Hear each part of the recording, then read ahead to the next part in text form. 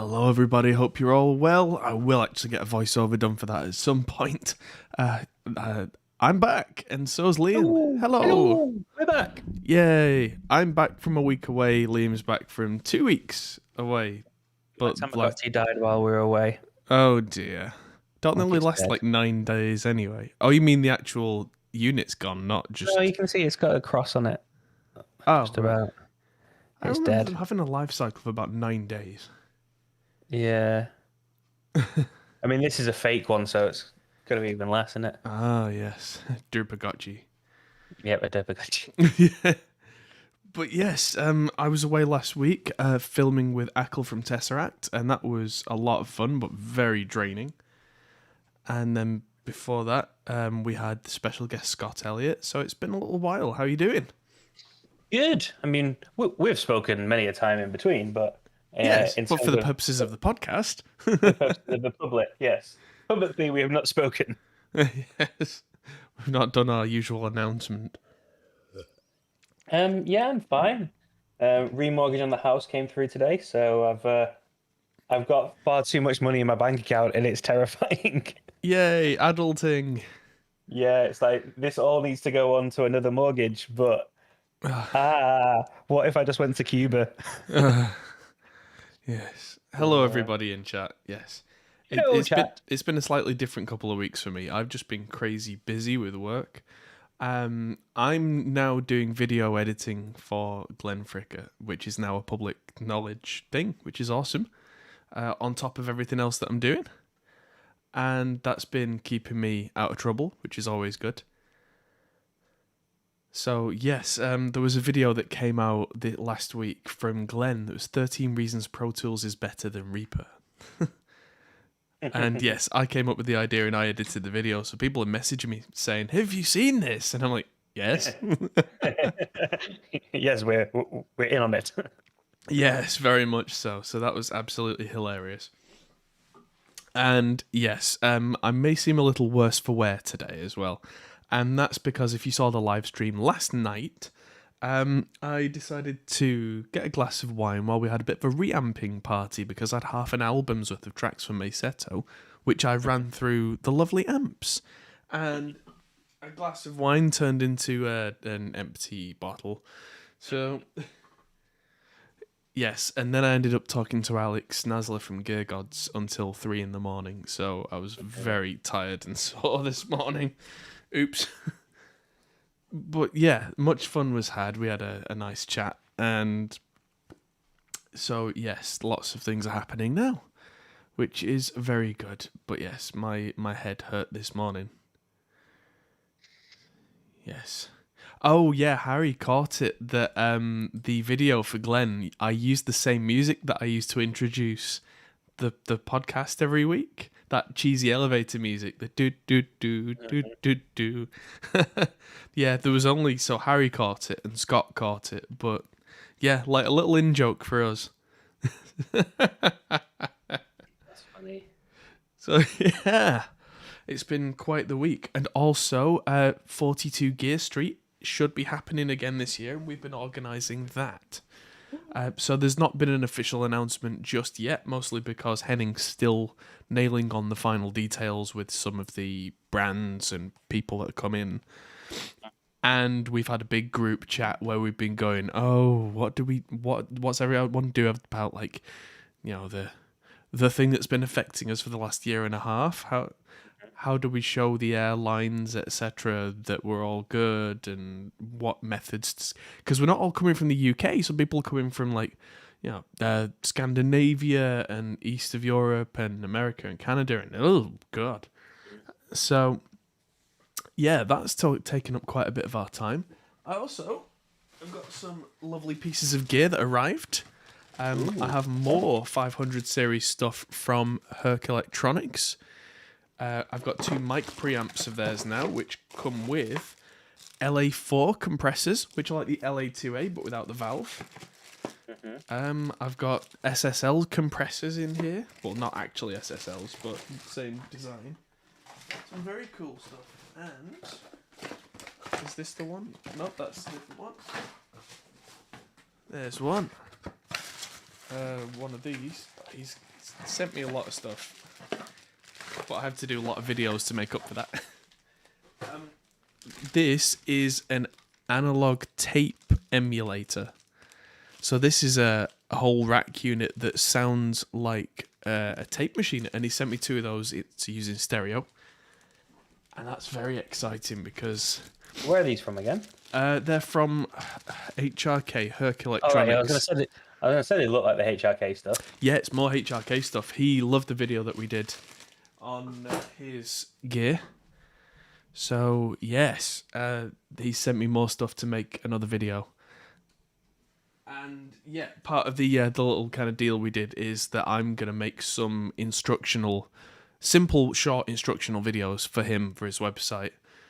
So it's not free equipment because I have to do a job, but yeah, that works because I do video stuff, as we all know, and they make cool gear, so it works. Hey, everybody's happy, cool yeah. So yes, yeah, I get to get more cool gear, and I have to do the thing that I do. It's like, oh well. So yes, it's been a busy old week. I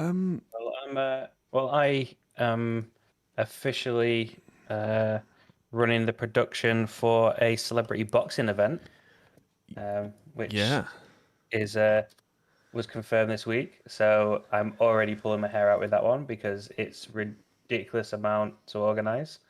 Given that I was originally meant to just be directing it, and now I'm also doing all the production management, all the producing, and maybe even some of the filming. Yes. But, which reminds me, on a related note, are we going to be available for the podcast next week? Oh, is the 5th of Thursday? It is. Yeah, we're back by 8, definitely, because we're starting at 10 in the morning. Oh, it's a daytime thing. Right. Yeah. Lovely. Yeah, 10 in the morning at the arena, which should be quite fun. We're filming at the famous... Do you even know what do you know what the arena's called now? Is it just the Manchester Arena? Nope. No. It's been completely rebranded. Apparently, I don't know whether it's been finished yet, but the designs show that it's got grass on the roof. AO have bought the rights to it. It's the AO Arena. Oh. AO, let's go. Does that mean that before every show they're going to play that Ramones song just on loop? Most likely, yeah. Ugh. So, you'll be in the arena. So it'd be nice to be back in a big concert venue again for the first time in a long time. Yeah. But not for music, unfortunately. No, at 10 a.m. with nobody in there. Just, hello. Yeah, it's going to be completely empty. Hello. I mean, that's going to be pretty cool, being there completely empty and setting up a table in the middle with... I told you who's doing the presenting.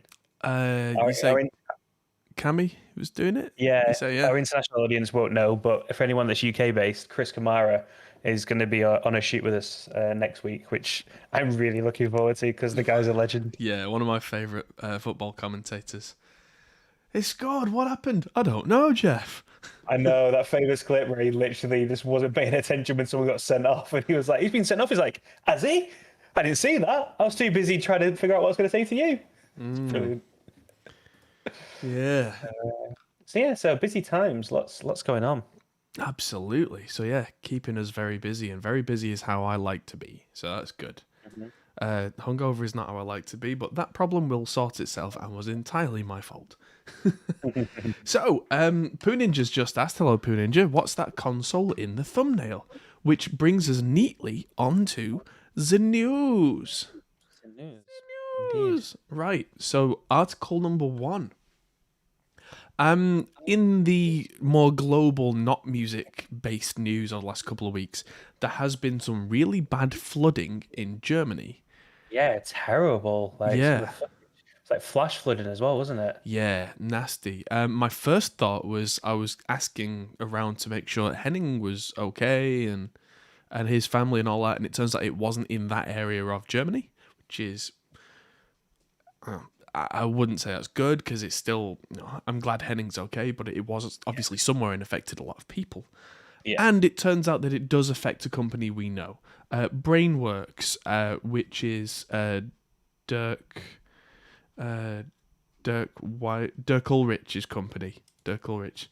Their headquarters is in the area of Germany that was affected. And unfortunately, it was their entire studio was flooded out, which means that almost all of their gear was completely ruined. I mean, the first thing I asked you when you showed me the photo is how many of those desks exist. Yeah. That doesn't look like the sort of desk that you find in the local high school or AV center. No, that's right. So I don't know how many exist today of this desk, but 9 were made.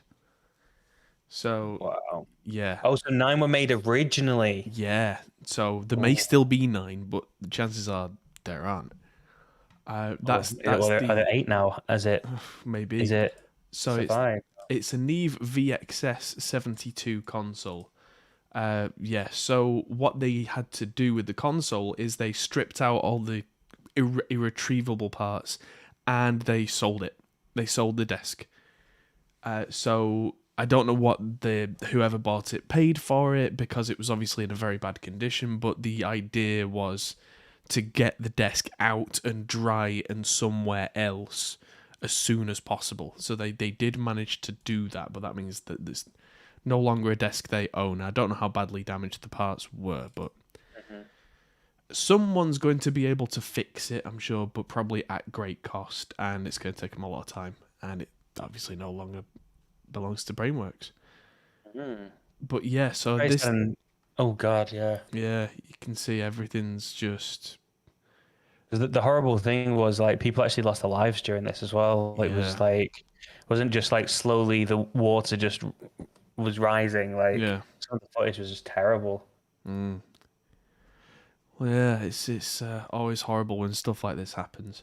A lot of their gear as well wasn't covered under the insurance, unfortunately, because they hadn't paid extra for the flood option, because traditionally the Brainworx headquarters was not in a flood risk zone.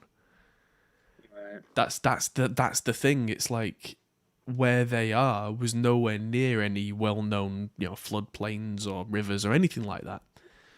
But the weather was that bad that this kind of stuff happened in areas where it traditionally just doesn't. I mean, it's the thing with insurance. I mean, I had to take out some buildings insurance today, and I decided against the terror insurance because it's something that in that part of Manchester, as you say, can't imagine it ever happening. But it's the thing, isn't it? Yeah. Anything can happen anywhere. Yeah. So yeah, you can see how they've to get the desk out, they've taken all the modules out, which is why it's all kind of stripped back there.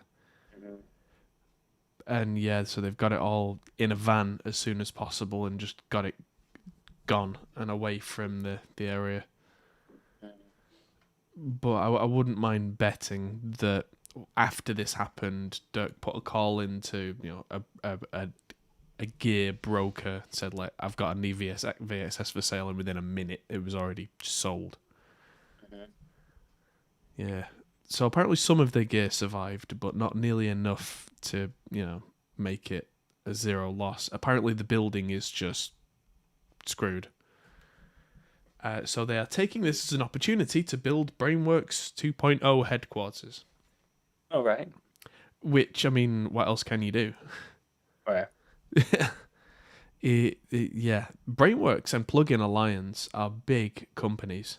So hopefully they'll have enough income over the next few years, because they are doing well as a company, that they can sort this out over time. And yeah, it still sucks, but luckily it's not completely ruined them as a company. All the staff are okay. They all put all the legwork in. That's a photo of them after digging everything out. That's the team. So yeah, well done to those guys.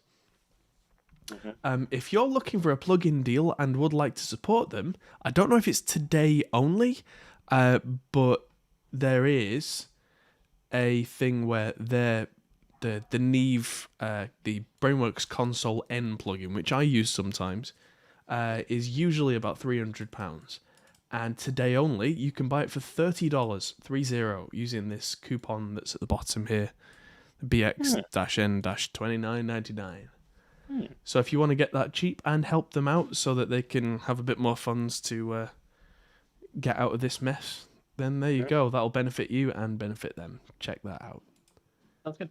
Yes. So, moving on, let's go to something a little less doom laden, to something that's a little bit silly, but is definitely a news article for somebody. So, AI Synthesis, which is a really serious company name, made these Eurorack cable clips. And yeah, the tidiest things you didn't know you needed. So these are little silly looking things, and so you get these, and where the Eurorack module's been screwed on, you kind of hook this over the top, and it's got a little clamp. So when you patch in all your cables, instead of being a spaghetti mess, you can pop them in this clip. And so your modular synth doesn't have to look like a complete dog's dinner of wires. Yeah. They also make other stuff, of course. They make rack modules and some far more serious looking equipment. But yeah, if you're a neat freak and you want to do Eurorack stuff and you don't want it to look terrible, check that out.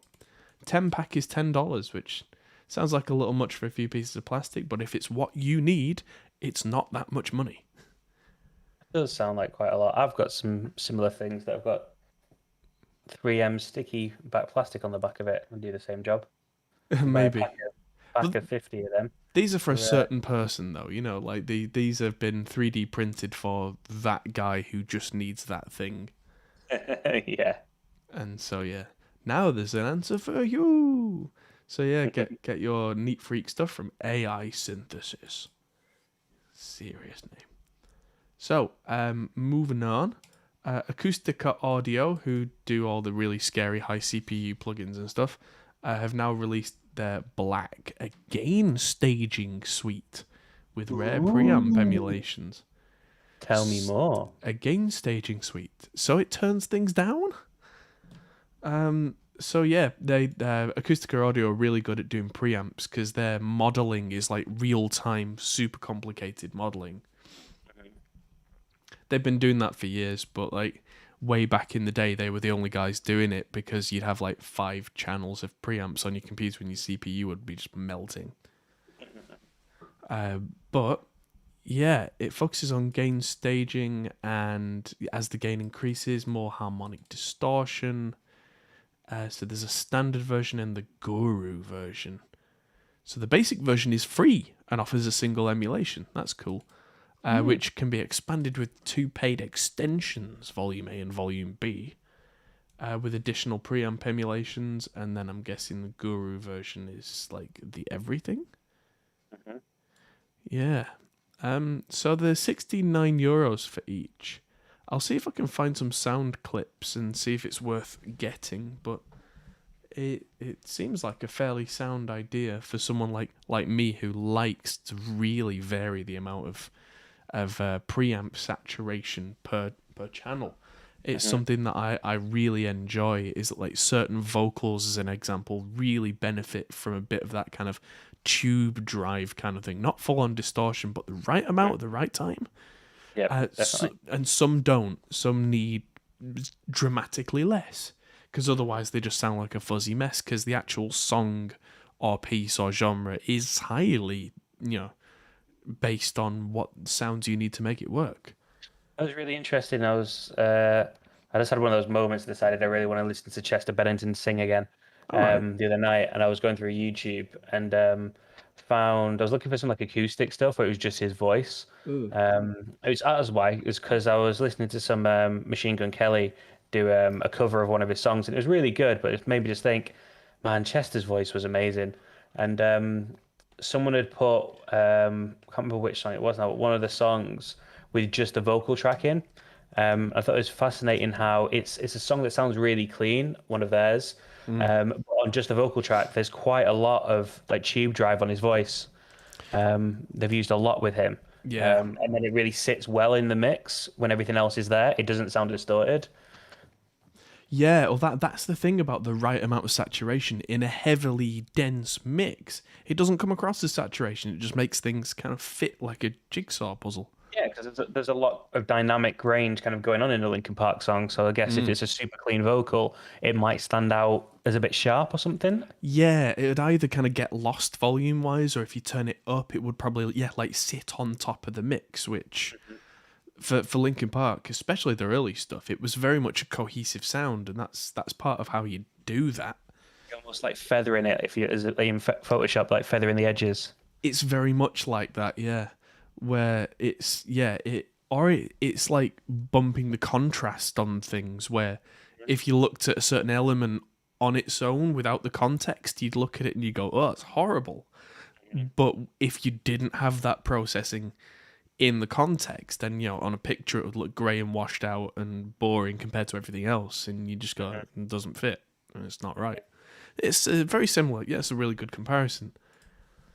But yeah, doing things like this with preamp saturation and like all these lovely things like these emulators of tape and drive and saturation that you get from companies like Hercott, or even anyone really, like when you get these classic Neve preamps or anything like that.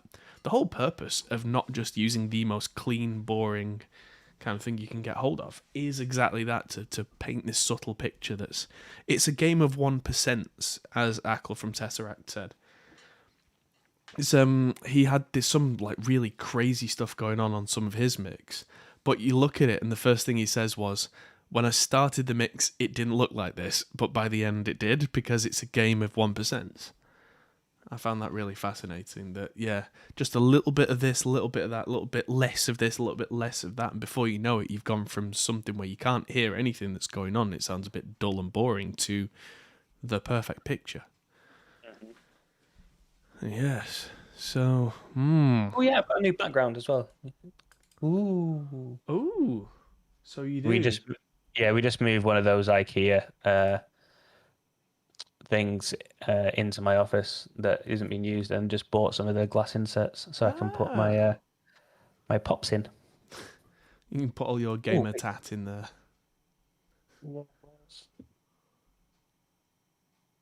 I've got lights in them. I've lost the remote. Oh, I know exactly where my remotes are when they've not been stolen by a child.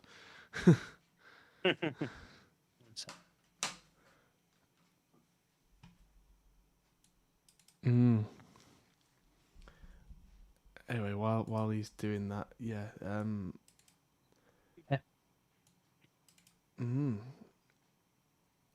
Yes, that's the Acoustica Audio Black. It's free if you want to give it a go, and then there's more emulations if you want to pay for stuff that is not the basic preamp number one. Ooh, yeah. You can almost see that there's RGB going on now. Looks like it needs like a dry ice machine.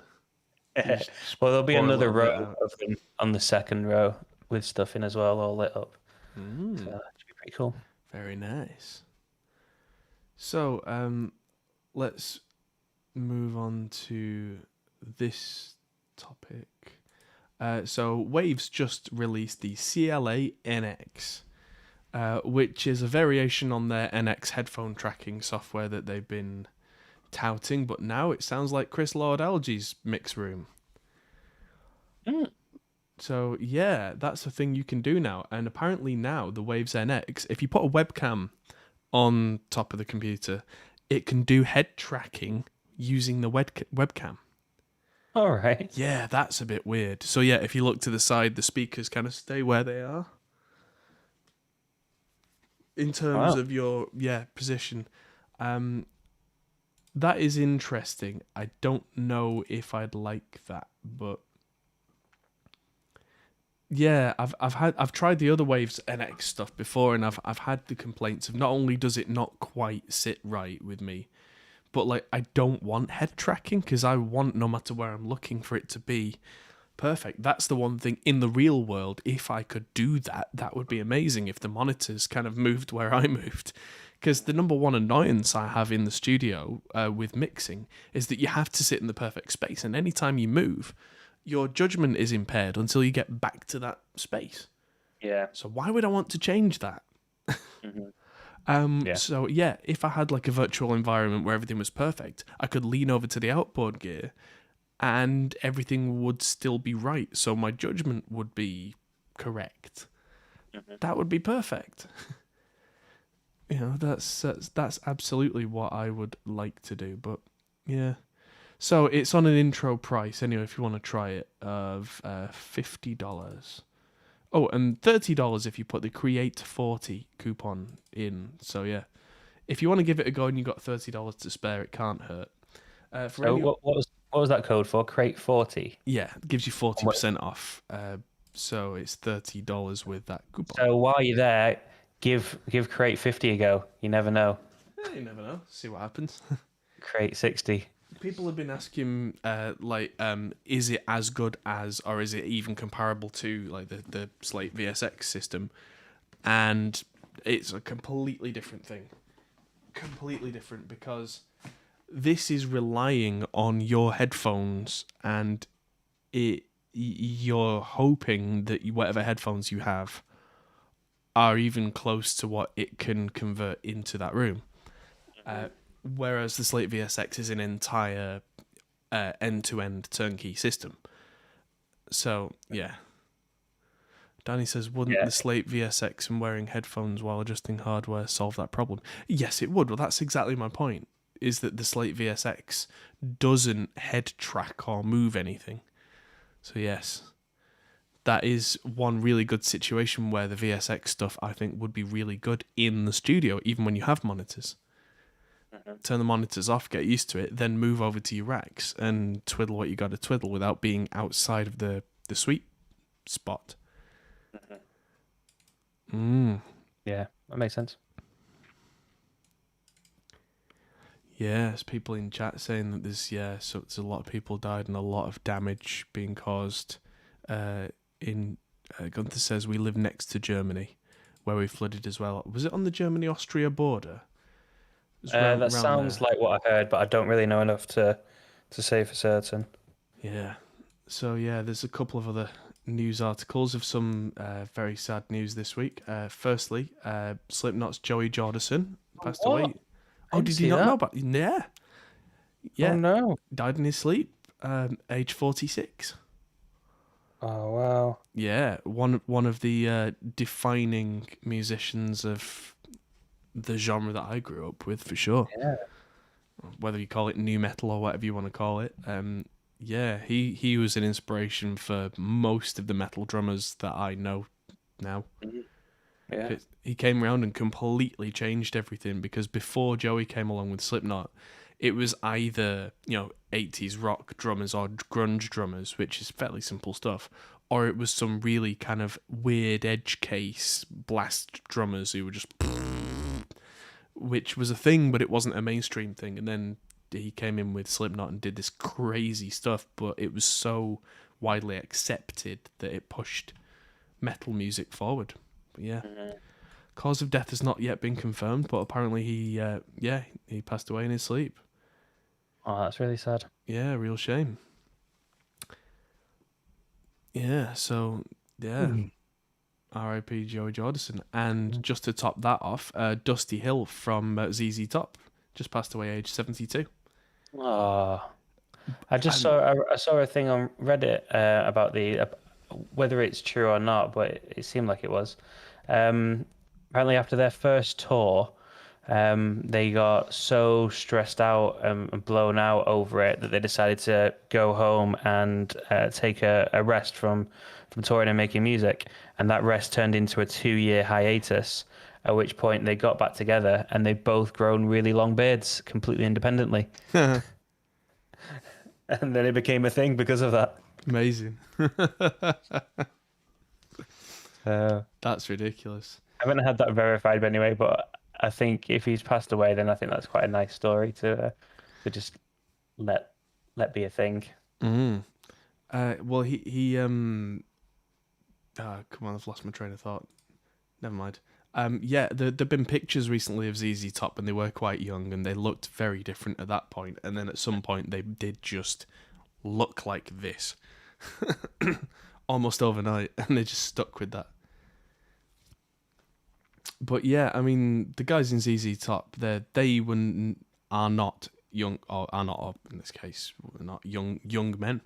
No. They've been around, And I can't remember if it was Dusty or Billy Gibbons, but one of them, a few years back, I remember distinctly, and someone try and check this for me, but I remember distinctly that one of them had a really nasty form of cancer and basically said, I'm just going to tour till I go.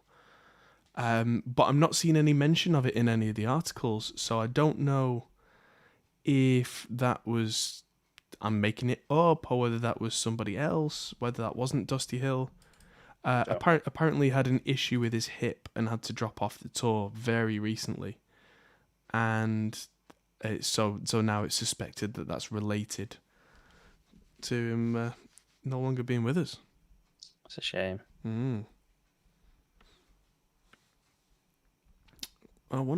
Sorry, I'm looking at Restream and now it says we've been live for 9 minutes. That's not true.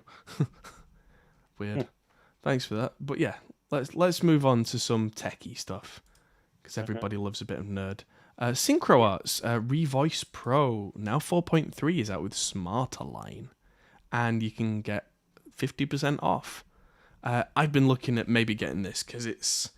I used to use Vocaline, which was the same company.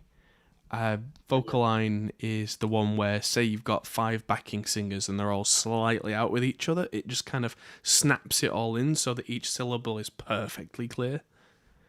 I've been liking recently to not do that because I actually like a bit of that human element, but there is a lot to be said for this, and Vocaline's also used a lot in the film industry, where if you've got ADR and it's very close in terms of the lip sync of overdubbing the voice, but it's not quite there, you can snap that in, and that was the entire point of Vocaline originally, apparently. But then somebody went, hey, well, if you can do this with that, you can do that with a backing vocal. And so K-pop was born. You've got 12 members in the band and they're all singing perfectly in sync with each other. I wonder how. Click, click, click, click. Looks like there's a lot more control going on here than there was in Vocaline for sure. Different alignment flexibilities, level management, pitch correction as well inbuilt. So there's a lot going on. It's now compatible with ARA for Logic, because ARA is one of my favourite things. It means there's no loading files in and waiting for it all to be loaded back out again. Yeah, it's got this Smarter Line, which intelligently uses the presence of audio in the dub track instead of the guide to decide when alignment should start and end. Interesting. Because that was never the case. It used to be semi-manual, where you used to have to go, I want this section syncing, this section syncing, this section syncing. If you can now not do that and just press a button, that would save a lot of messing around. So yeah, legato audio support. Ooh, pitch can be helped to help the time alignment. That's nice. Because, yeah, there have been a lot of issues with stuff like this where if someone does... Because it goes off like the clicks and pops and consonants and sibilants in a voice to do the aligning. But if you do like a 10-second long, like... it's got nothing to grab onto. Except that if the backing vocal is doing the same thing, but you want the pitch changes to be in time, it can't lock on. It can't do that. It doesn't know what's going on. Apparently now it can. It can actually track the pitch, and then it tracks the pitch in the other vocal and locks the pitches in time-wise. Clever. Yeah, that was never a thing before. And now, of course, they've added 2 activations per license. So if you've got 2 machines like I do, you can actually use it on both. That's a good thing. I like that. So it says up to 50% off. Doesn't say anywhere what the actual price is, which tells me that it's expensive. Oh, 404. Clicking the Revoice deal on Toman. Dun, dun, dun. Let's see if it's on. Save up to 50% up to the end of August. Yeah, 250 quid. So it's still not cheap. But if that's what you need and it does all the things that you need, I mean, there is no other tool that does this to this extent that I know of. There are other tools that do similar things. Like Melodyne can be made to lock things in time, but not like that. I've used Vocaline before, and it used to be quite a pain. Apparently, this makes it easier, but the results were just jaw dropping. Mm-hmm. If you had the several hours to sit down with it. So, moving on from that, next, this is something that caught my eye. Did you hear about the Framework laptop? I did not. Right, so this is something that Linus Tech Tips did a video about, which on its own you think, oh, whoop-de-doo. But yeah, it's a fully customizable, user-repairable, modular laptop. Right. That's also thin and light. Tell me more. Yeah. So it's a 13.5-inch laptop, and it's got these little grey boxes, if you can see them in the picture. So these are little modules that slot in to these sockets that are on the bottom. And so they can be an HDMI out or a full-size DisplayPort out, USB-C, USB-A, micro SD card, or they can be a full NVMe SSD drive. So whatever you need to kit your computer with, you just slot them in, the ones that you need. And yeah, so there you go. You can see in the Linus, yes, so they just slip in there. And so yeah, the standard model starts at $999, but if you get the DIY one, which comes just separately and you assemble it, it's $749 starting price. Because it's cheaper if they don't send it to someone and get them to build it, I guess. Just send you the bits, which doesn't scare me. But yeah, they opened it up and you can the battery is supposed to be user replaceable. Everything's user upgradable. The little motherboard pops out and you can pop a new one in. That seemed great. And for the really high spec one, you were looking at about $1,500. Which for a really high-spec laptop is not unreasonable. So, yeah.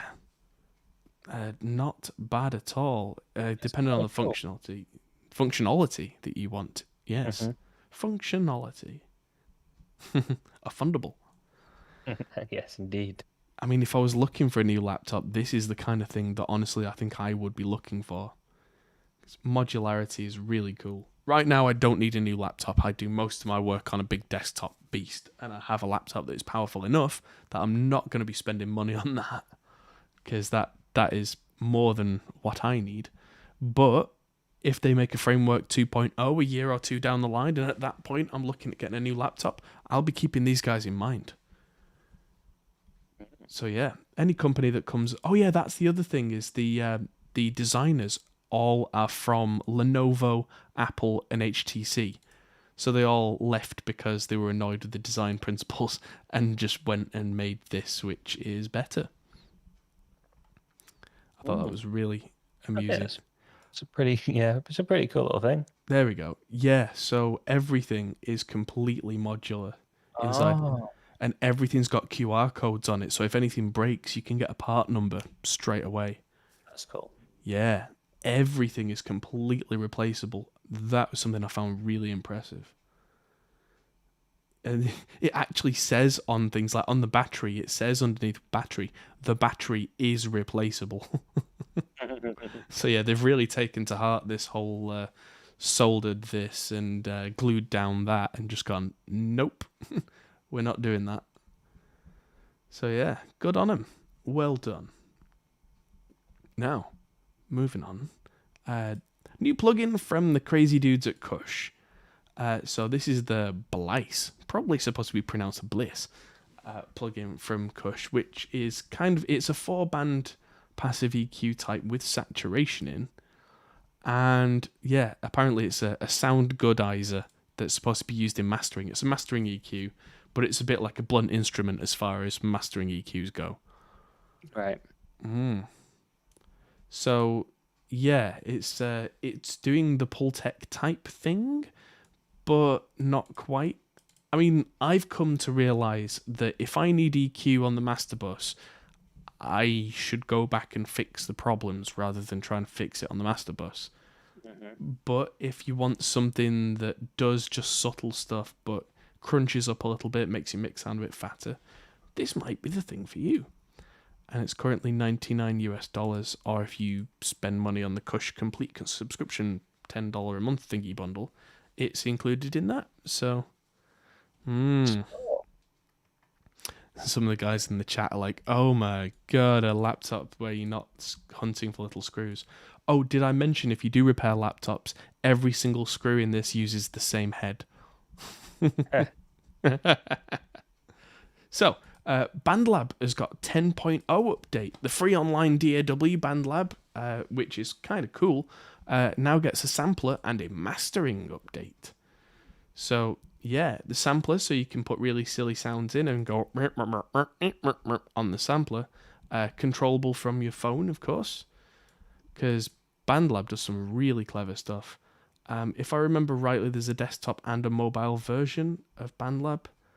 But yeah, BandLab Mastering, its own online mastering service, is now in there. There are different mastering algorithms. Ooh, algorithms. Don't we all love algorithms?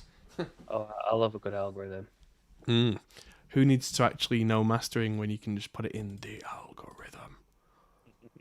So yeah, there's universal, fire, clarity, and tape. So I'm guessing all the R&B guys are going to go for the one that's called fire because that's a thing, I think. Calling something fire. So yeah, pushed and punchy lows without muted vocals. That actually sounds ideal for R&B. 1 second, carry on. I just need to check that. Oh, he's pressed a button. Okay. So, yeah, the mix editor has a new interface with workflow improvements. And so, oh, yes, option to upload audio directly to TikTok, because that's what we all need. I mean, for a certain audience, that is absolutely what they need. But, I mean, that tells me the definite target demographic of this when there's an upload to TikTok button. Yeah, sorry. It sounded like there was like a bird in my house somewhere. It turns out Ash is in the bath watching some weird YouTube video. Okay. That's what's going on. I've been spending. Do you remember when we were taking the mick out of Final Cut for including an upload to Facebook button? I absolutely do, and I still stand by that. I still think these are really weird things where it's like, well, why couldn't I just open Facebook or TikTok or whatever, just drag and drop? What possessed this team to spend probably several hours on getting functionality in that I could do myself with just boop. Yeah, weird. Yeah, looks something like for an Akai. Yeah, well, it's Ableton Live and anything that triggers samples, they all use Akai MPC style controllers because that's how it works. Warren's in chat. Hello from Hawaii. Can't say. Hawaii. Yeah. I would say I'm slightly jealous, but we've just finished having a heat wave over here, so I'm actually all right in the rain for a little while, you know? It's nicely cool, isn't it? Yeah, although last night was a terrible storm. The guinea pigs weren't happy. But yes, so yeah, fire mode. There's now fire mode in BandLab. And now it's time for an extended Behringer Corner. Extended Behringer? Is that like Behringer, like... Behringer Quarter. Yeah. So, Behringer have just added the Pearl Sin Cushion to their growing list of prototypes. So they're drum machines. Yes, they've got or whatever it is in a rack. Because Pearl, for a lot of people who don't know, Pearl used to not only make drums, but they also made some pretty cool electronic stuff back in the 70s and 80s. Maybe just 80s. Yeah, I used to have a flanger pedal from Pearl that I used on guitar. Which, yeah, obviously at some point they decided that market wasn't for them anymore and focused entirely on drums. Could even be a separate company for all I know, but I don't think it is. So, yeah, released in 1979, so, wow. Even, 70s and 80s, there you go. yeah, it was the precursor to the more famous and influential Simmons kit, which if anybody thinks of the old 80s drums that were hexagons, the do do do do do do do do do, that was a Simmons kit. So, yeah, 2 identical channels of percussion focused synthesis, famous for that. Do Pew, the pew. EastEnders music. I feel like you just did the EastEnders drum beat. I did 100%. That's what I did. I'm glad you picked up on that. But yeah, that was a Simmons kit. That's why it's that's why it's a really good example. It is that sound. Oh, okay. Yeah. It wasn't just kind of like subconscious. It was intentional. Okay. Yeah. Okay, we're getting some really weird people in chat. I'm sure one of the mods will deal with that quickly enough. Bizarre. I don't know why you get some people doing weird bombing like that, but never mind. So yeah, Behringer have got a prototype, and there you go. So yeah, if you want one of them, get one when they come out, I guess. I'd probably just hide the on-screen chat for a minute until that goes. Yeah, where is it? There we go. There you go. Somebody's decided to like chat bomb us. That's really weird. Yeah, it happens. Well, it's weird. There's a few YouTube channels that have been getting banned recently for like being hateful and dangerous, which is like the worst, or harmful and dangerous, sorry, which is like the worst category. That's like 0 strikes, you just instantly banned. Like midstream and stuff as well, when some of them are doing live streams and then getting their channels back, because the people that I'm talking about have got friends that have got bigger channels and therefore can speak to YouTube properly. They actually have account managers and stuff. Yeah. There's been some really weird sort of account bannings and then people coming back again. I've seen quite a lot of it recently, and that was one of the things that someone was saying is like, could it be something to do with the chat? So yeah, maybe some very, very strange stuff happening recently. Like that was just a big automated chat bomb. You could, yeah, there we go. You can see. So let's see if we can just outright ban those users. There we go. Yeah, so yeah, for the mods, if you just block stuff like that. Anyway, moving on.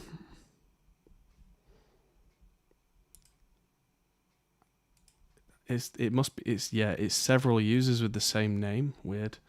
Anyway, Behringer surprises with the MS5 clone of the Roland SH5.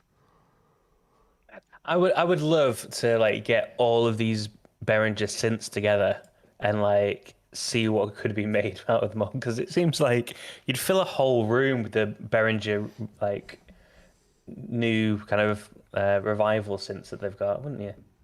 Yeah. Well, yeah. The Roland SH5 was quite a well-known synth in its day, but yeah, I would love to have a room full of these kind of synths. I mean, if Behringer do start improving their business practices so they're a bit less shady, which, I mean, they are doing good things as well. I hope they can really kind of sort that out going forward. And it seems like they are doing, but well, that's something to examine in a separate video, I guess. But yeah, I'd quite like a lot of this stuff. I mean, this is proof, if anyone needed, that Uli Behringer, the man who owns Behringer, the guy of the same name, is a keyboard nutcase. And now that he's got lots and lots of money, instead of going to space, he's going to Synthland. And yeah, I guess he's gone to the point where he's like, yeah, I own all these classic synths. Wouldn't it be nice if I could make a version of each one that had my name on it? It's like, well, yeah, cool, I guess. I mean, some of these I have a bit of an issue with, where the company is still going and can or is still selling their own version of that synth. That's weird to me. But if it's a company that no longer exists, or it's a company that have long since stopped making a product and have no intention of reviving it, at that point, I've always been like, yeah, cool, do the thing, because that's bringing back an opportunity for people to do stuff with analog synths that were just not available otherwise. Yeah, bizarre.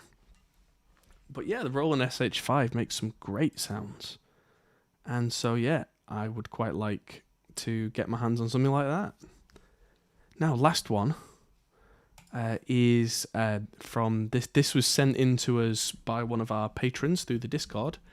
And so this came in last minute. The family-owned Auratone win the defense of their trademark in a case against Behringer. So yeah, US speaker maker Auratone have successfully defended the Auratone trademark.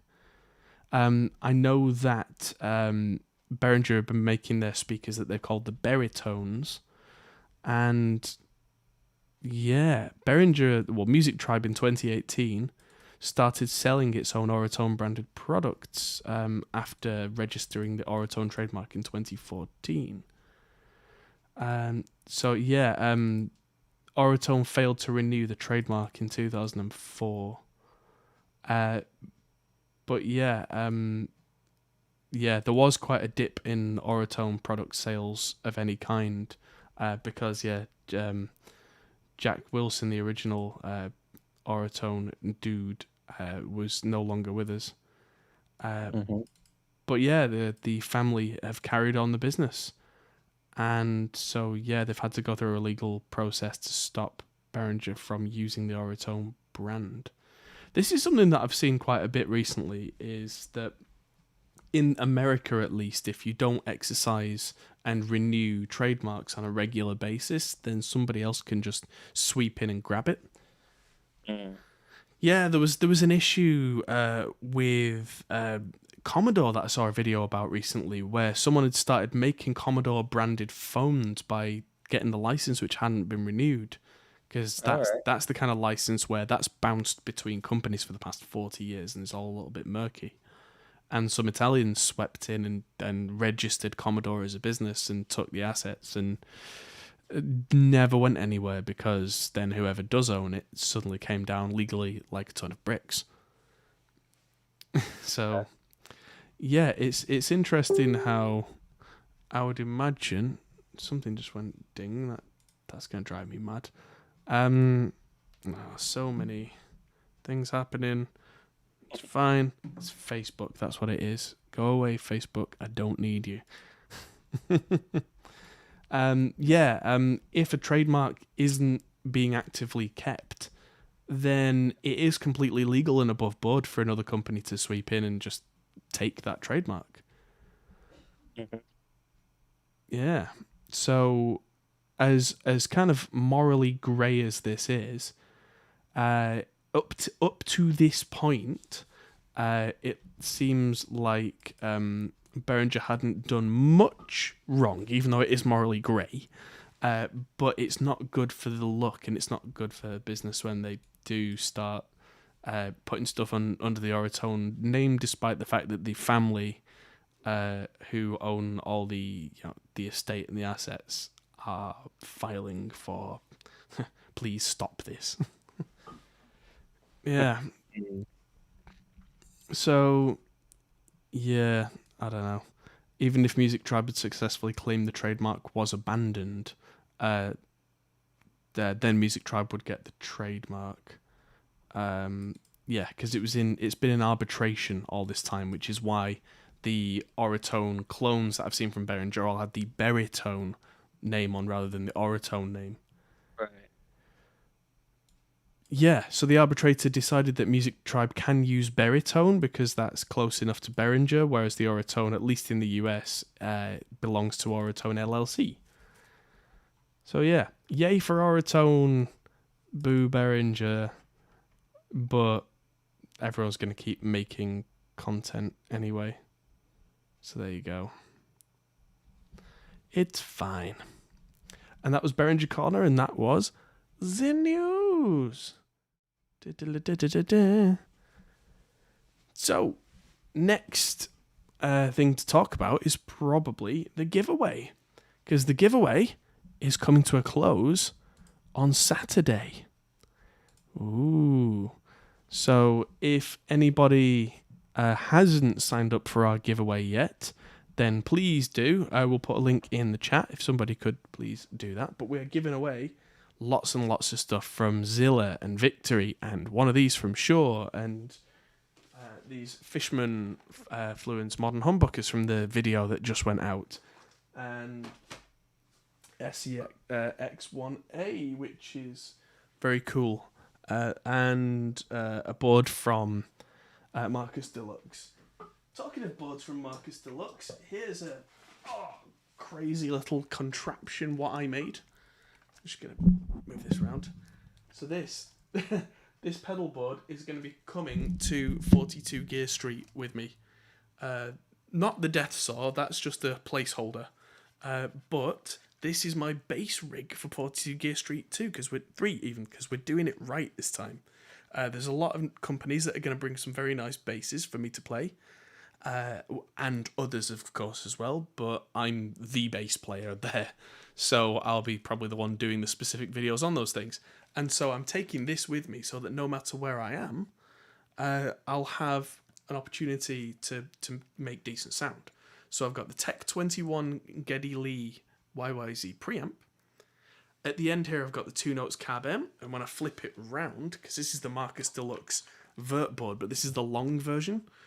So at the back here, I've got a parallel mixer from Electro Harmonics, and then on this side, I've got a 20 amp hour power bank from Anker, which is powering 2 converters that convert everything to 9 volts. So this all works on batteries, no mains, anywhere. So this is going to go in my suitcase, and it's going to fly over with me. And the reason I've got this crazy big green thing on the back is that I can have up to 3 pedals in the middle that I can blend the sound in with the original sound, because quite often pedals that are designed for guitar don't sound amazing on bass, because like either they're just mushy or they cut out the low end or any other number of reasons, and that fixes that problem. Al says he's not got the links, so we'll find the links. Is it give.gg? Was that the one? Hot Pole 50k. I think that's the link. We'll soon find out. If I click it, and yes, that's it. I did it. So yes, there's the link. So there you go. Yeah, Gear Street has not been officially announced yet. It is coming. But like I said earlier in the stream, because Henning's still nailing down a few details, doesn't want to make the official announcement until it's right. You know, because, yeah, we've had so much to organise this year because of the extra restrictions and hoops to jump through, that it's made organisation that much more difficult. But it's getting there. So next month I'll be away for a week, and I'll be in Germany. Hopefully I'll be able, let's look at the dates. Hopefully I'll be able to do the podcast live from Gear Street like I did last year. So yeah, that was an epic thing last year. Hopefully I can pull that together on day one, because there's going to be a lot of big name YouTubers there, and if we can make that work, then that would be incredible.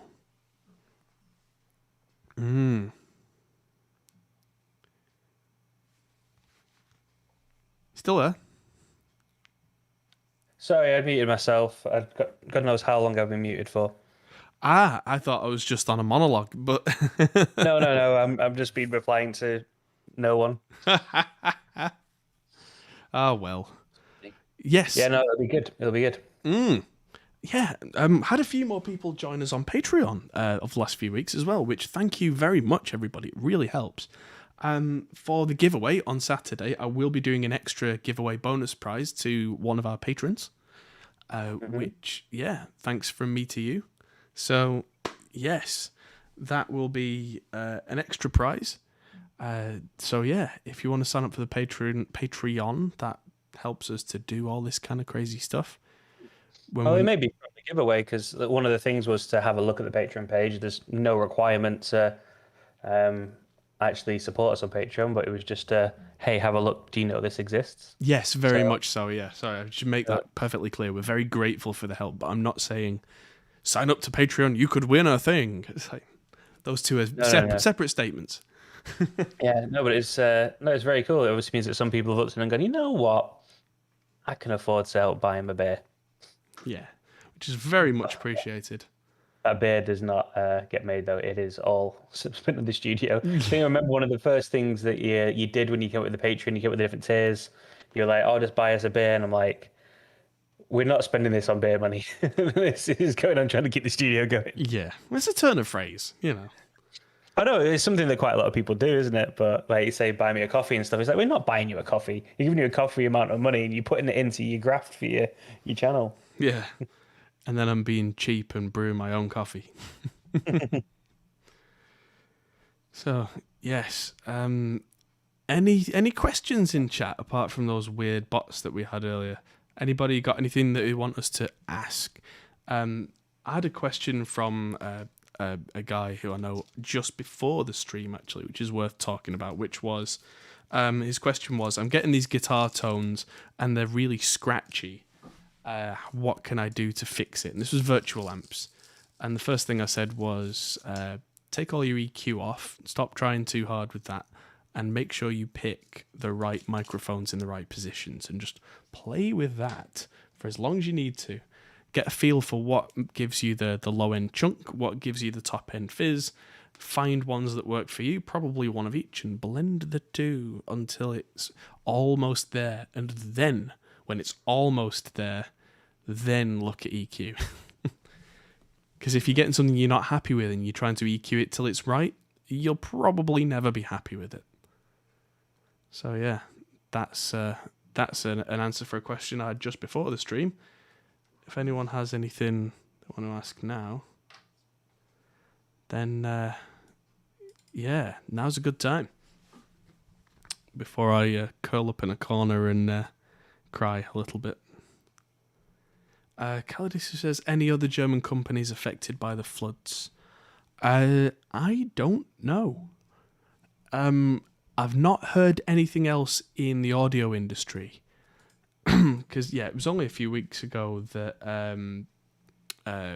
boutique audio instruments in America ended up with a factory fire.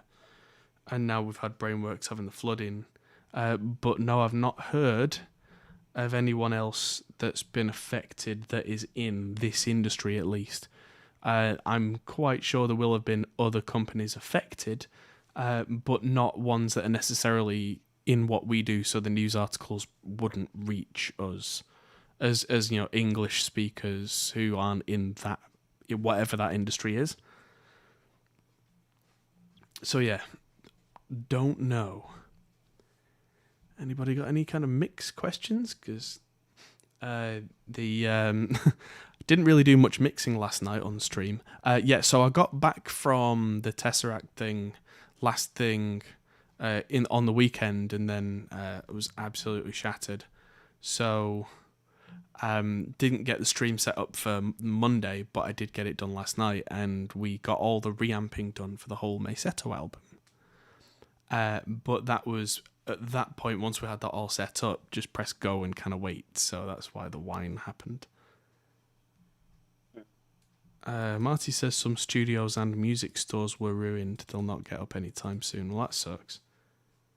Danny says, can we expect a Banana Ranch mix stream? You absolutely can. Tomorrow, 8 p.m. UK time, I will be mixing a song by Banana Ranch called WW3, which I thought I'd already done that song years ago, but that might just be me misremembering. There was a big explosion in Leverkusen in Germany on a chemical site. Oof. Oh, that's rough. And lots of venues were damaged. It's hit the music industry. Well, damn. This is bad times all around. But yeah, I mean, hopefully things will recover a little bit. We're all kind of in a bad way generally as an industry right now. So yeah, hopefully there'll be a... Oh yeah, well yeah, hopefully that'll eventually kind of right itself. I mean, things eventually do in a lot of cases. So on the subject of the Banana Ranch streams, we are almost at the end of the saga for that Banana Ranch album. So this Friday and the Friday after, I'm going to be mixing the last 2 songs for the album. Then the week after, Paul from Banana Ranch is going to be in the studio live with me while we go through all the songs from the album, not just the ones from this season of mixing, but the previous season where we mixed all the other songs off the album last year. We're going to bring them all together, listen to them all, critique them, tweak what needs to be tweaked, and you'll get to see in real time how kind of a final production session goes with the client in the studio. So I'm very much looking forward to that. And on that Friday as well, earlier on, we're going to be doing a live session with a Vulcan harp player live from the studio. Sorry, no, that's next week. Yeah, that's next week. So yeah, next week we're going to have the Vulcan harp player, and then 2 hours later I'll be back here to do the last Banana Ranch song. So yeah, there's lots happening. Yeah, so we're finally getting the studio back to fully operational. It's about time. I'm very much looking forward to it. Yeah, no, definitely. Yeah, I'll be in the studio tomorrow filming lots and lots. Try and get myself ahead on video schedule again, because as of Tuesday, I will now have released all the videos that we got ahead with, and then it'll be like, right, okay. Now to film more stuff. Indeed. Yes, so that's another thing that's keeping me out of trouble. It's lots and lots of filming.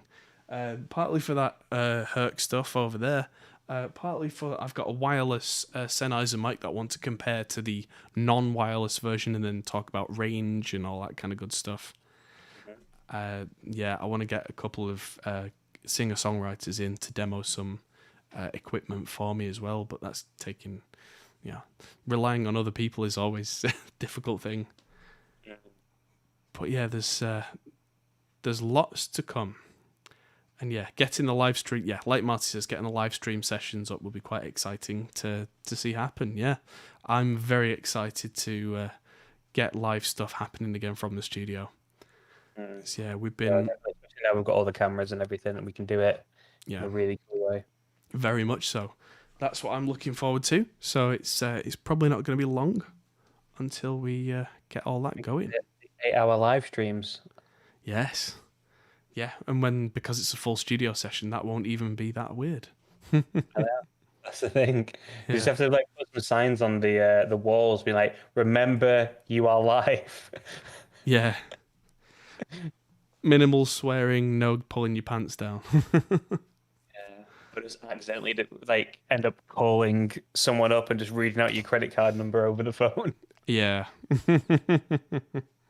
Just imagine one of the bands just sort of sat there and be like, "Oh, I need to order that thing. Oh, one sec. Right, yeah, let me read my card number out to you." It's like live streams out to the entire internet. Oh, yeah. What's the number? 122-333-4444. Well, I hope that's not someone's actual credit card number now, but that'd be crap if it was. Anyway, that is a good place to end the podcast, because I'm going to go and sweat off my wine hangover now and be back on stream tomorrow after a long studio session. So I'm very much looking forward to that. And thanks, everybody. With regards to that, I need to remind me to send you the width, because the live stream it's really not important, but the live stream thumbnails, the borders on the edges are half the width of the normal ones, and it keeps really winding me up. So your template, your borders are a tiny bit thinner than my ones. So no, your template's too thick. Well, we can get into that debate. Either way, they need to be consistent. Okay. But with the thicker border, you can... There you go. Say in chat, do you prefer the thinner borders on the thumbnails or the thicker borders? I think the thicker borders, because it helps it stand out more because you can see it, whereas the thinner borders kind of just blend into the image. but we're open. These thumbnails are for you guys. So thick borders or thin borders. And I think thin borders because I have to be contrarian because I've started something now. Yeah, but I mean, when chat agree with me, then you'll have to cave. First person to give an opinion wins. Why are we suddenly getting people who are shouting their own names in chat? That's just weird. We're famous now. Oh, well, if I can quickly create a poll, thick or thin? Question mark. I think everyone's left. We said we were going. Well, somebody will answer, I'm sure. Thick or thin? Quick. Thick or thin? I guess I won't answer. I'm tempted, but I won't. Mage, yeah, time to rewind. They're just coming into the podcast now, like no reference. Hello? We can't see you. You're too low down. There's a puppy here. Oh, 3 votes. I can't see the results. Oh, thick is winning. 5 votes. That's a number. Oh Okay. yeah, I did not win. Oh, I didn't click. I promise I didn't click. Well, even if you did, I didn't. I don't think I can click it, but yeah. I'll click in. There you go. Yeah. Nobody's siding with me. Well, screw all of you. I sided with you, Adam. Even though I disagree with you in principle, I will still back you. I don't think that's how it works, but okay. Yeah, it's just because the thicker border means that, which is what your whole point of them in the first place, was it allows it to stand out more when you're scrolling through the thumbnails. It brings your eye to it. Well, in that case, just make it 50% border. Yeah. You can do that for tomorrow's stream. Just be like, screw you, Liam, and just make it all border. Like, Just a tiny little bit in the middle of me just going like, help, trying to get out the border. Yeah, yeah, like that. Send me a photo like that, and I will do that thumbnail. Oh man, that could be the one for mixing in the box. We'll do a video about mixing in the box, and the thumbnail is just me trapped in a box. I love it. But leading up to that video, the border needs to get thicker and thicker just progressively with every video until that one. Yeah. The thumbnails are just doing this.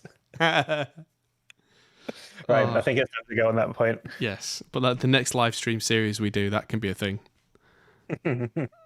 Right, yeah. Nice. Thank you everybody for watching. I'll see you on the Banana Ranch Mix stream tomorrow. And then we'll see you again for the next Meseto stream on Monday. Goodbye, everybody. See you later. Bye. Hey, everyone. That might be the end of the video, but if you fancy carrying on this conversation, we have a Discord server. Link is in the description. We're also on Patreon, which is something you can really help us with. We also are on Facebook, Instagram, and Twitter at Hop Hole Studios. See you there.